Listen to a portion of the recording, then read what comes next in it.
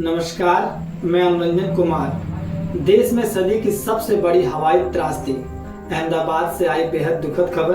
अहमदाबाद से लंदन के Gatwick airport जा रहा एयर इंडिया का विमान उड़ान भरने के महज 2 मिनट के बाद ही रहवासी क्षेत्र में क्रैश हो गया। हादसे में 229 विमान यात्री, 2 पायलट और 10 क्रू मेंबर समेत 268 लोगों की मौत हो गई।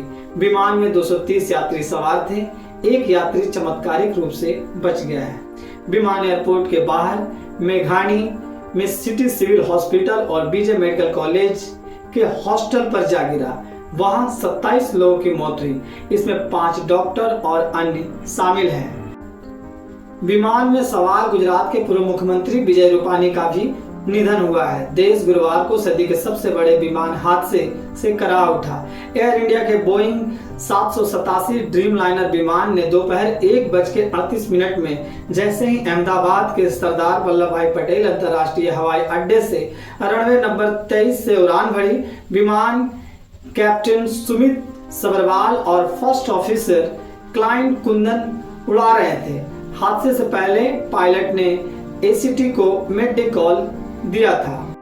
हालांकि प्रतिक्रिया करने पर विमान से कोई जवाब नहीं आया। इसके बाद 825 फीट की ऊंचाई से विमान नीचे आने लगा और गिरकर आग का गोला बन गया।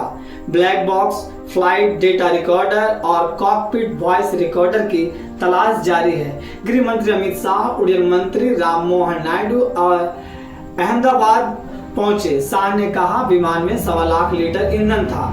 इसके जलने से तापमान इतना अधिक था कि किसी को बचाने की गुंजाइश नहीं थी।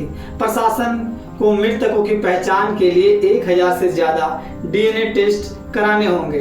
हादसे की शिकार फ्लाइट में सवार 242 लोगों में से सिर्फ एक व्यक्ति खुदकिस्मत रहा जो सकुशल बच गया। लंदन के गृह नगर दीव से आए 38 वर्षीय विश्वास Kumar Ramesh window seat 11A पर बैठे थे। इस भयानक विमान हादसे से कई सवाल उठ रहे हैं। देश शोक संतप्त है। लगभग 242 यात्रियों और क्रू मेंबर्स से भरा अहमदाबाद से लंदन जा रहा एयर इंडिया का बोइंग 787 उड़ान के बाद में 650 फीट की ऊंचाई हासिल करते ही एक बिल्डिंग पर जा गिरा। इस बिल्डिंग में हॉस्टल था जिसमें रहने वाले कई डॉक्टर भी हादसे के शिकार हो गए।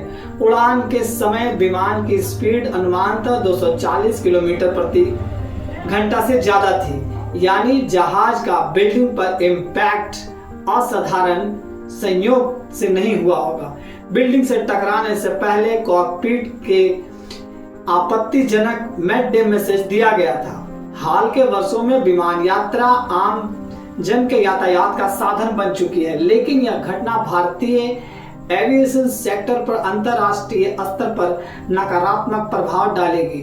जहाजों के एयरवर्दी होने के लिए कई स्तर पर प्रोसीजर का पालन करना होता है। कुछ ऐसे सवाल हैं जो सभी के लिए महत्वपूर्ण बने हुए हैं, जैसे क्या जहाज अपनी कुल उड़ान दूरी काल पूरा कर चुका था? फ्लाइट के पहले सारे पैरामीटर्स चेक किए गए थे? कॉकपिट में नियम विरुद्ध आचरण पाया गया था? क्या पायलट तनावग्रस्त थे? क्या एयरपोर्ट के घनी आबादी से सटे होने से समस्या आई? सवाल और भी हैं। मरने वालों के परिजन इतनी आसानी से इस दुर्घटना को कबूल करने को तैयार नहीं हैं। जिनके लोग जिंदा सही सलामत आंखों के सामने उनसे मिलने जा रहे हों या फिर उनकी ही आंखों के सामने हाथ हिलाकर बाय कर विदा हो, और वो इतनी आसानी से इस मौत को भूल सकेंगे और ना ही कबूल करने को तैयार हैं। मरने वालों में हादसे की चपेट में आए कई डॉक्टर भी शामिल हैं। केंद्रीय गृह मंत्री अमित शाह ने कहा कि मृतकों की संख्या डीएनए जांच से सबों की पहचान के बाद ही आधिकारिक रूप से जारी होगी। छात्रावास में रह रहे कई मेडिकल कॉलेज छात्रों के साथ अन्य लोगों की मौत आश्चर्यचकित है। 12 जून की दोपहर हुई विमान दुर्घटना नागरिक उड्डयन के इतिहास में सर्वाधिक दुर्घटनाओं में गिनी जाएगी। अहमदाबाद सरदार वल्लभ भाई पटेल अंतर्राष्ट्रीय हवाई अड्डे के रनवे नंबर 23 से टेक ऑफ करने के महज कुछ मिनट के अंदर ही विमान दुर्घटनाग्रस्त हो गया। रनवे से टेक ऑफ के साथ ही पायलट ने डिस्ट्रेस सिग्नल उड्डयन के कोड मिड-डे देना प्रारंभ कर दिया था, जिसका मतलब है मेरी मदद करो।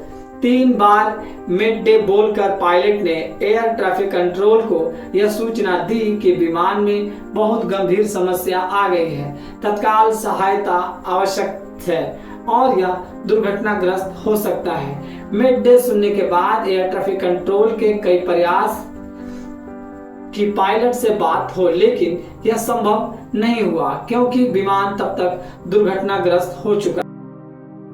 हमारा कार्यक्रम आपको कैसा लगा कमेंट में अवश्य बताएं। सोशल मीडिया की इस भीड़ में हम आपसे कहीं खो न जाएं, इसलिए चैनल को सब्सक्राइब करें, बेल आइकन को अवश्य दबाएं ताकि कार्यक्रम का नोटिफिकेशन आपको मिलता रहे। हमें दीजिए इजाजत, हम फिर हाजिर होंगे एक नई खबर के साथ। तब तक जय हिंद, जय भारत।